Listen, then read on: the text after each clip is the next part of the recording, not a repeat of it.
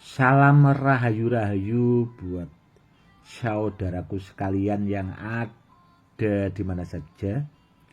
Saudaraku, kali ini saya akan memberikan edukasi tentang jimat kentang kuning Pandawa 5. Dan kebetulan saudaraku, ini tadi sore itu barangnya sudah termarkan ke saudara kita yang ada di Madura, saudaraku.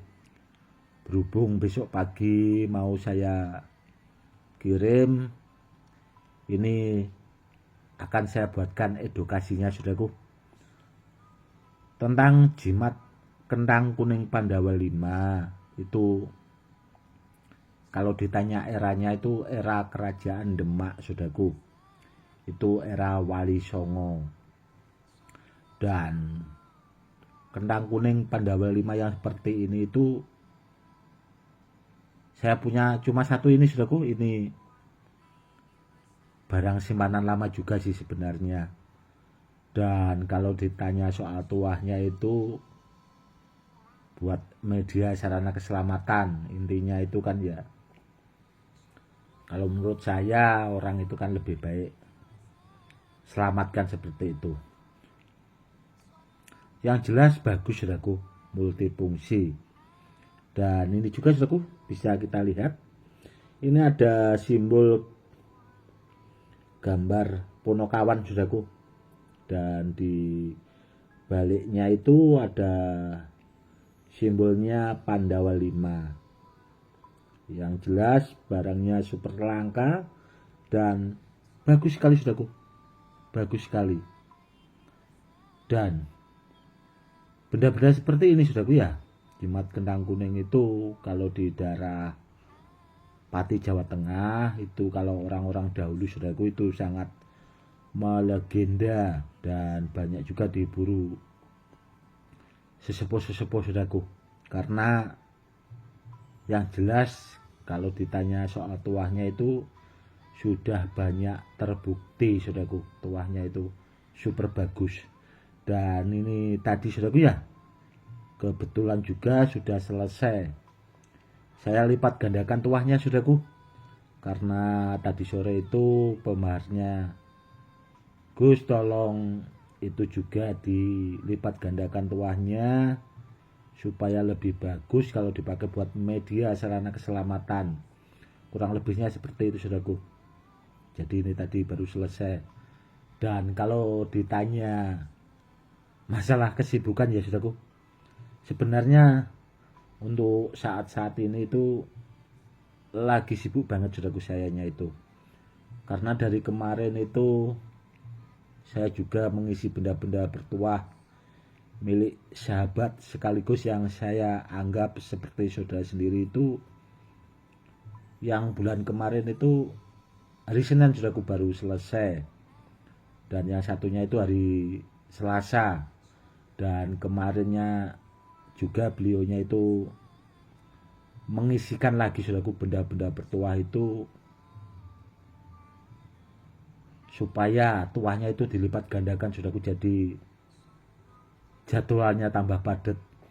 Sebenarnya kalau kemarin, saudaraku, ya, benda-benda bertuah yang beliau suruh mengisi ulang itu bagus sekali, saudaraku. Karena apa? Karena sebelum beliau mempercayakan ke saya untuk melipat gandakan tuahnya itu tadi, itu kemarinnya beliau juga sudah bahasanya itu tirakat atau puasa itu 3 hari, saudaraku, sampai beliaunya itu hampir pingsan. Karena apa? Untuk memasukkan kodam dengan tingkatan tinggi itu sambil puasa itu, ya itu, saudaraku. Memang apa ya bahasanya, kalau orang tidak tahu atau tidak paham itu ya dikira gampang, saudaraku. Padahal kalau orang zikir itu sampai berjam-jam juga, kalau orang tidak terbiasa juga ya biasanya jarang juga yang kuat, saudaraku, ya. Karena itu tadi, untuk memasukkan sebuah kodam keilmuan ke benda bertuah itu hanya orang-orang tertentu, saudaraku, yang mampu. Dan kemarin itu beliaunya sampai cerita ke saya itu sampai hampir pingsan. Dan untuk kedepannya juga saya akan usahakan saudaraku, karena bulan-bulan ini juga kan saya sudah mulai puasa lagi, dan nanti akan saya puasai saudaraku, karena yang kemarin itu bendanya banyak sekali saudaraku. Itu milik sesepuh hampir kiai se-Jawa Timur saudaraku. Benda-benda pusaka yang sebenarnya itu bagus sekali, ageman kiai-kiai sesepuh, dan yaitu disuruh melipat gandakan lagi. Insya Allah nanti akan semaksimal mungkin saya akan bahasanya itu mengeluarkan apa yang pernah saya pelajari tentang ilmu hikmah, ilmu kanuragan itu, bahasanya itu akan saya ketok saudaraku, akan saya keluarkan semua, agar nantinya benda bertuah yang dipercayakan ke saya itu untuk mengisi ulang itu biar benar-benar menjadi benda pusaka yang pilih tanding super joss lah saudaraku. Akan saya usahakan seperti itu. Dan sekaligus menjawab pertanyaan dari saudara-saudara kita yang sudah banyak masuk ke WA tentang tasbih pamungkas atau gelang pamungkas.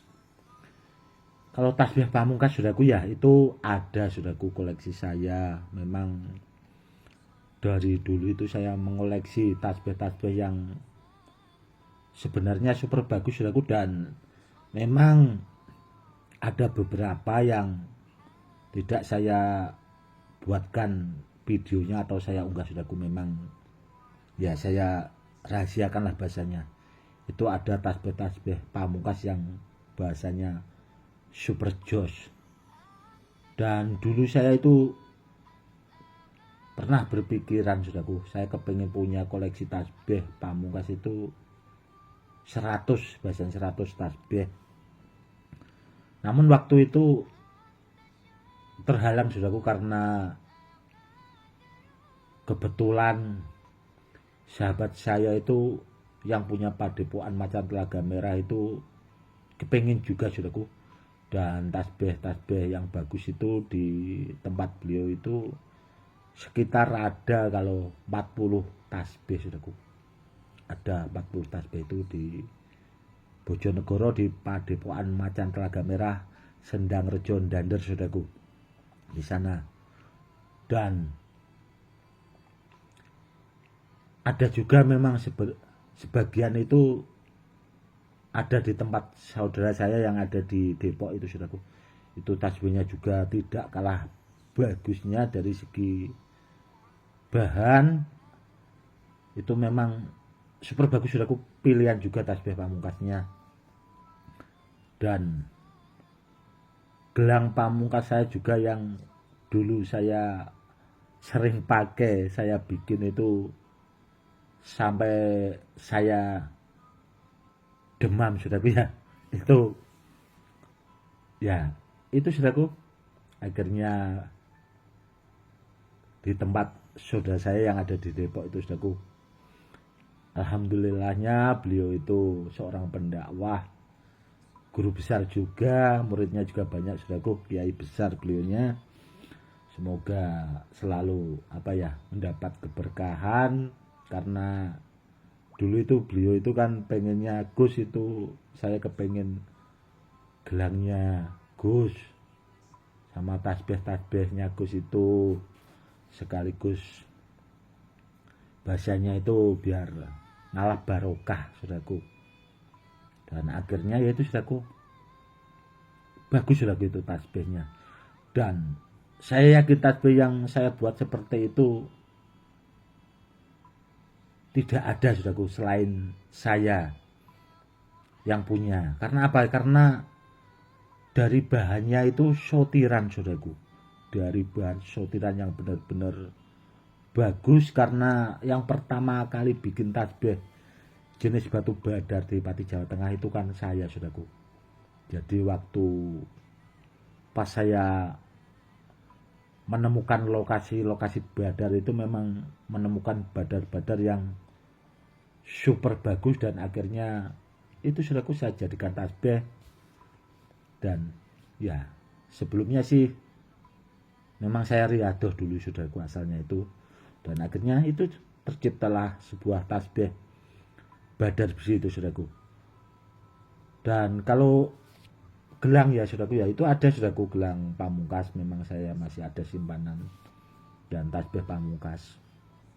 Namun yang jelas saudaraku ya, barang-barang seperti itu kalau ditanya soal mahar, memang mahal saudaraku, mahal.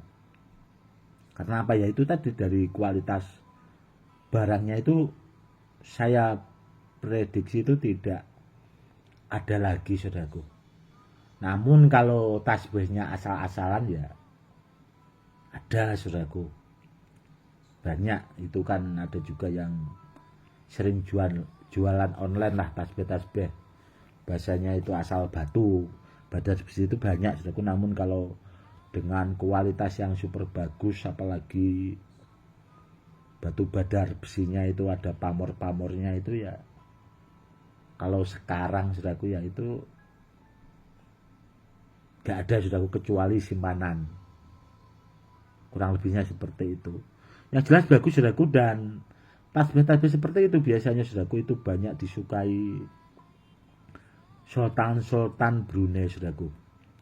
Sultan Brunei itu kalau suka dengan media-media seperti itu tidak dimari pakai uang saudaraku.